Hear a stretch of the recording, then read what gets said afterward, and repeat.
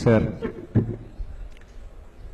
തികച്ചും വൈകാരികമായിട്ടാണ് ഞാൻ ഈ വേദിയിൽ നിന്നുകൊണ്ട്, ഈ ഇടത്ത് നിന്നുകൊണ്ട് സംസാരിക്കുന്നത്.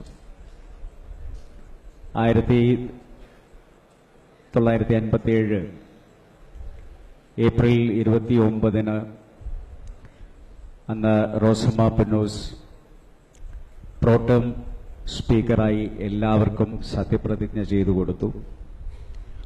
അതിനുശേഷം സ്പീക്കർ തെരഞ്ഞെടുപ്പ് നടന്നു.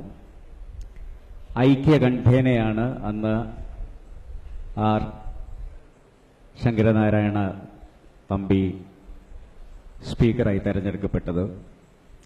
അദ്ദേഹത്തെ അന്നത്തെ മുഖ്യമന്ത്രി EMS നമ്പൂതിരിപ്പാടും അന്നത്തെ പ്രതിപക്ഷ നേതാവ് PT ചാക്കോവും ഒരുമിച്ച് ആനയിച്ച് അങ്ങേ ഇരിക്കുന്ന ഈ വേദിയിലേക്ക് കൊണ്ടുപോയി.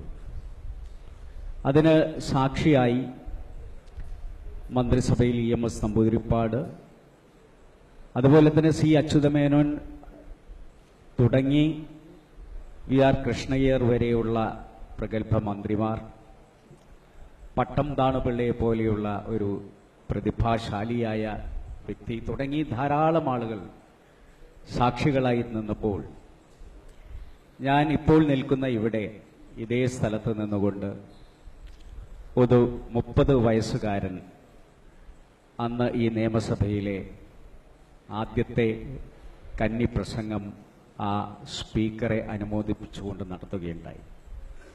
അത് എൻ്റെ പിതാവ് CH മുഹമ്മദ് കോയ എന്ന് പറയുന്ന വ്യക്തിയായിരുന്നു. അദ്ദേഹം നിന്ന അതേ ഇടത്ത് നിന്ന് അദ്ദേഹം അന്ന് അലങ്കരിച്ച നിയമസഭാ കക്ഷി നേതാവ്, 8 പേരുടെ നിയമസഭാ കക്ഷി നേതാവ് എന്ന അതേ പദവിയിൽ നിന്നുകൊണ്ട് ഇവിടെ സംസാരിക്കാൻ ലഭിച്ച ഈ അവസരത്തെ എൻ്റെ ജീവിതത്തിലെ ഏറ്റവും ധന്യമായ മുഹൂർത്തമായി ഞാൻ കാണുകയാണ്. ബഹുമാനപ്പെട്ട സ്പീക്കർ, അതിനങ്ങേക്ക് നന്ദി, 1000 നന്ദി പ്രകടിപ്പിക്കാൻ ഞാൻ ഈ അവസരം വിനിയോഗിക്കുന്നു. ആ കാലഘട്ടത്തെ നമുക്ക് ഓർക്കേണ്ടതുണ്ട്. ആ കാലഘട്ടത്തിൽ ഇവിടെ ഉണ്ടായിരുന്ന നേതാക്കന്മാരെ നമ്മൾ ഓർക്കേണ്ടതുണ്ട്. അന്ന് ആ മന്ത്രിസഭയിൽ 5 സ്വതന്ത്രന്മാര് തെരഞ്ഞെടുക്കപ്പെട്ടു. VR കൃഷ്ണയ്യർ, AR മേനോൻ, ജോസഫ് മുണ്ടശ്ശേരി, കോരു, കൃഷ്ണപിള്ള തുടങ്ങിയിട്ടുള്ള 5 പേര് അന്ന് സ്വതന്ത്രരായിട്ടാണ് തെരഞ്ഞെടുക്കപ്പെട്ടത്. അന്ന് കോൺഗ്രസും മുസ്ലിം ലീഗും ഒക്കെ അടക്കം പ്രതിപക്ഷത്താണ് ഇരുന്നിട്ടുള്ളത്. എങ്കിലും ആ മന്ത്രിസഭയിലുണ്ടായിരുന്ന 3 സ്വതന്ത്രരായ VR Krishna Iyer, Joseph Mundassery, doctor AR Menon, ഇവർക്ക് 3 പേർക്കും അന്ന് PSPയും മുസ്ലിം ലീഗും പിന്തുണ നൽകിക്കൊണ്ടാണ് ആ തെരഞ്ഞെടുപ്പിൽ അവരെ മത്സരിപ്പിച്ച് ജയിപ്പിച്ചത് എന്നുള്ളത് സാന്ദർഭികമായി ഞാൻ ഓർക്കുകയാണ്. ഞങ്ങൾ മതനിരപേക്ഷതയോടുള്ള സമർപ്പണം അന്ന് ആരംഭിച്ചതാണ്. അതിന്നും ഞങ്ങൾ ആ മതേതരത്വത്തിന് വേണ്ടി നിലകൊള്ളുന്നു. അത് ജീവിതത്തിലുടനീളം ഈ പ്രസ്ഥാനം ആ മതേതരത്വം ഉയർത്തിപ്പിടിക്കും എന്നതാണ് എനിക്ക് സൂചിപ്പിക്കാനുള്ളത്. അന്നത്തെ ആ നിയമസഭയിൽ സുപ്രധാനമായിട്ടുള്ള ബില്ലുകൾ മുഖ്യമന്ത്രി സൂചിപ്പിച്ചതുപോലെ Kerala education bill, Kerala university bill, agrarian relation bill, അങ്ങനെ 88 ബില്ലുകളാണ് അന്നത്തെ നിയമസഭയിൽ പാസാക്കിയത്. ആ ഒന്നാം നിയമസഭ ഏകദേശം 7 സെഷനുകളിലായി 175 സിറ്റിംഗുകൾ നടത്തുകയുണ്ടായി. ഞാൻ അതിനു മുമ്പുള്ള ശ്രീമൂലം പ്രജാസഭയുടെയൊന്നും ചരിത്രം പറയുന്നില്ല, കാരണം അതിവിടെ സവിസ്തരം പ്രതിപാദിച്ചതാണ്. അന്ന് തുടങ്ങിവെച്ചിട്ടുള്ള ഒരു വിപ്ലവകരമായ നിയമനിർമ്മാണങ്ങൾ പിന്നീടുള്ള എല്ലാ മന്ത്രിസഭകളും തുടരുകയുണ്ടായി. ഇവിടെ ബഹുമാനപ്പെട്ട പ്രതിപക്ഷ നേതാവ് സൂചിപ്പിച്ച എല്ലാ മുഖ്യമന്ത്രിമാരും, 12 മുഖ്യമന്ത്രിമാർ, ആ മുഖ്യമന്ത്രിമാരുടെയൊക്കെ കാലഘട്ടത്തിൽ കൊണ്ടുവന്നിട്ടുള്ള സുപ്രധാനമായിട്ടുള്ള നിയമനിർമ്മാണങ്ങൾ, അതൊന്നും കേരളം വിസ്മരിക്കില്ല. അതുകൊണ്ട് തന്നെയാണ് വിദ്യാഭ്യാസ രംഗത്തും ആരോഗ്യ രംഗത്തും കേരള മോഡൽ, സാമൂഹ്യ പരിഷ്കരണ രംഗങ്ങളിലൊക്കെ കേരള മോഡൽ എന്ന് പറയുന്ന ഒന്ന് നമുക്ക് സ്ഥാപിച്ചെടുക്കാൻ സാധിച്ചിട്ടുള്ളത്. കേരളം എന്നും മുമ്പേ പറക്കുന്ന പക്ഷിയാണ്. കേരളത്തെ നോക്കിയിട്ടാണ് എല്ലാ സംസ്ഥാനങ്ങളും പല നിയമനിർമ്മാണങ്ങളും ഉണ്ടാക്കിയിട്ടുള്ളത്. പാർശ്വവൽക്കരിക്കപ്പെട്ടവരെ മുഴുവൻ നമ്മൾ മുഖ്യധാരയിലേക്ക് കൊണ്ടുവന്നു ഓരോ ഘട്ടങ്ങളിലൂടെ. അവസാനം എല്ലാവരും അവഗണിച്ചു നിന്നിരുന്ന ട്രാൻസ്ജെൻഡർ എന്ന് പറയുന്ന വിഭാഗത്തിന് പോലും ഒരു പോളിസി ഉണ്ടാക്കാൻ സാധിച്ച് അത് നിയമസഭയിൽ വെക്കാൻ സാധിച്ചത് കേരളത്തിനാണ്. അതുപോലെ ധാരാളം കാര്യങ്ങൾ പിന്നീട് വന്നിട്ടുള്ള മന്ത്രിസഭകൾ സംഭാവന ചെയ്തിട്ടുണ്ട്. കേരളത്തിന്റെ വളർച്ച പരിശോധിച്ചു നോക്കിക്കഴിഞ്ഞാൽ രണ്ട് മുന്നണികൾ പിന്നീട് മാറി മാറിയാണ് വന്നിട്ടുള്ളതെങ്കിലും ഓരോ മുന്നണികൾക്കും അവകാശപ്പെടാൻ സാധിക്കുന്ന ധാരാളം സംഭാവനകൾ ഇവിടെ ഉണ്ടായിട്ടുണ്ട്. ഇത് നമുക്ക് നിലനിർത്താൻ സാധിക്കണം. നമുക്കിടയിൽ ഈ പറഞ്ഞ പോലെ വികസനത്തിന്റെ കാര്യത്തിൽ രാഷ്ട്രീയം മറന്നുകൊണ്ടുള്ള ഒരു ഐക്യമുണ്ടാക്കാൻ കഴിയണം. ഈ അടുത്ത്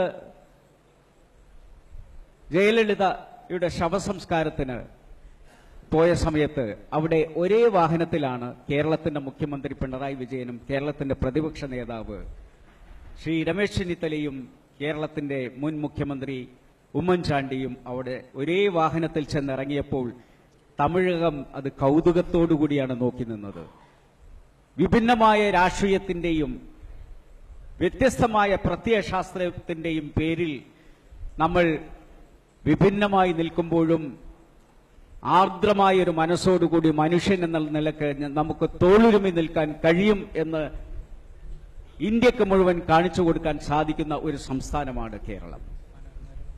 ഈ പവിത്രമായിട്ടുള്ള രാഷ്ട്രീയത്തിനപ്പുറമുള്ള ഒരു മനുഷ്യത്വം നമുക്ക് കാത്തുസൂക്ഷിക്കാൻ സാധിക്കണം. 1991 ഞാൻ ഈ നിയമസഭയിലേക്ക് കടന്നു വരുന്നത്. അന്ന് ഞാൻ പല അധികായന്മാരെയും ഇവിടെ കണ്ടിട്ടുണ്ട്. Shri K Karunakaran, E K Nayanar, അതുപോലെ ഇന്ന് നമ്മുടെ കൂടെ ഇല്ലാത്തവരെ കുറിച്ചാണ് ഞാൻ പറയുന്നത്. അന്ന് പി എസ് ശ്രീനിവാസൻ, ചന്ദ്രശേഖരൻ തുടങ്ങി ധാരാളം ആളുകൾ, അവരുടെയൊക്കെ പ്രഭാഷണങ്ങൾ ഞാൻ എന്നും ഓർക്കുകയാണ്. ബേബി ജോണിനെ പോലെയുള്ള, അന്ന് ഈ നിരയിൽ എടുത്ത് പറയാൻ പറ്റുന്ന ധാരാളം ആളുകളുണ്ട്. ഞാൻ എല്ലാവരുടെ പേരും ഓർക്കുന്നുണ്ട്, പക്ഷെ അത് പറയാനുള്ള സമയമില്ലാത്തത് കൊണ്ടാണ്. എല്ലാവരെയും മാനിച്ചുകൊണ്ട് ഞാൻ പറഞ്ഞിരിക്കുന്നു എന്ന് ഇവിടെ പറയുകയാണ്. അവരുടെയൊക്കെ പ്രതിപക്ഷത്തിന് നൽകിയ ബഹുമാനം, പരസ്പരം നൽകിയ ബഹുമാനം, ഒരിക്കലും ആഭാസത്തിന്റെ അതിർവരമ്പുകൾ ലംഘിക്കാത്തവരുടെ പ്രസംഗം, മാന്യതയുടെ ഉത്തുംഗ ശൃംഗത്തിൽ നിന്നുകൊണ്ട് അവർ നടത്തിയിട്ടുള്ള പെരുമാറ്റം, ഇത് നമുക്ക് മാതൃകയാകണം.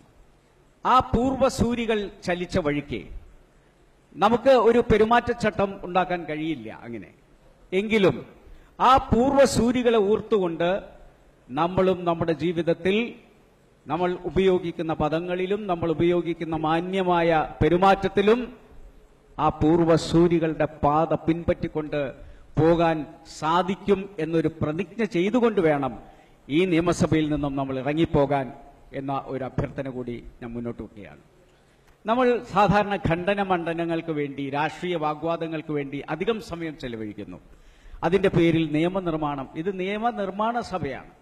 നിയമനിർമ്മാണം വരുന്ന സമയത്ത് ഇപ്പോൾ നമ്മൾ കാണുന്നത് ആ അമെൻമെന്റ് കൊടുത്തിട്ടുള്ള അംഗങ്ങൾ മാത്രം അതിനുവേണ്ടി ഇരിക്കുന്നു, മറ്റുള്ളവരെല്ലാം മറ്റാവശ്യങ്ങൾക്ക് വേണ്ടി ഇറങ്ങിപ്പോകാനുള്ള ഒരു സമയമായി അതിനെ കാണുന്നു എന്നുള്ളതാണ്. പക്ഷെ കഴിഞ്ഞ കാലങ്ങളിലുള്ള പ്രൊസീജിയേഴ്സ്, ഇവിടെ നടന്നിട്ടുള്ള ഓരോ നിയമനിർമ്മാണത്തിലും ആരൊക്കെയാണ് ഇടപെട്ടത്, ആരൊക്കെയാണ് അമെൻമെന്റ് കൊടുത്തത് എന്ന് നോക്കിക്കഴിഞ്ഞാൽ അന്നത്തെ നിയമങ്ങളൊക്കെ സമ്പൂർണവും സമ്പുഷ്ടവുമാകാനുള്ള കാരണം എന്താണ് എന്ന് നമുക്കപ്പോൾ ബോധ്യമാകും. അതുകൊണ്ട് വരും നാളുകളിൽ രാഷ്ട്രീയമായിട്ടുള്ള അങ്ങോട്ടും ഇങ്ങോട്ടുമുള്ള വാഗ്വാദങ്ങൾക്ക് പുറമെ നമുക്ക് കൂടുതൽ സമയം നിയമനിർമ്മാണത്തിന് വേണ്ടി എല്ലാ അംഗങ്ങൾക്കും ചെലവഴിക്കാൻ സാധിക്കട്ടെ എന്ന് മാത്രം ഞാൻ പറയാൻ ആഗ്രഹിക്കുകയാണ്. ഇവിടെ സൂചിപ്പിച്ചതുപോലെ ക്രിറ്റിസിസം എന്ന് പറയുന്നത് നമുക്ക് ഉൾക്കൊള്ളാൻ സാധിക്കണം. കാരണം ഒരു കനേഡിയൻ പാർലമെന്റേറിയൻ പറഞ്ഞിട്ടുള്ളത്, the reading of history proves that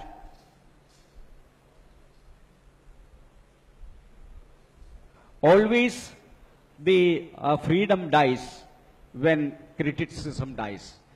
നമ്മളുടെ സ്വാതന്ത്ര്യം മരിക്കുന്നു എപ്പോൾ? വിമർശനം മരിക്കുമ്പോൾ. വിമർശനം ഉൾക്കൊള്ളാനുള്ള ഒരു വിശാല മനസ്സുകൂടി നമുക്ക് കാത്തുസൂക്ഷിക്കാൻ സാധിക്കണം.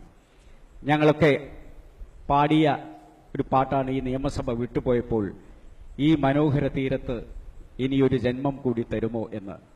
ആ ജന്മം ഞങ്ങൾക്ക് വീണ്ടും നൽകിയ പ്രിയപ്പെട്ട സ്പീക്കർക്ക് 1000 നന്ദി രേഖപ്പെടുത്തിക്കൊണ്ട് എന്റെ വാക്കുകൾ ചൊല്ലും.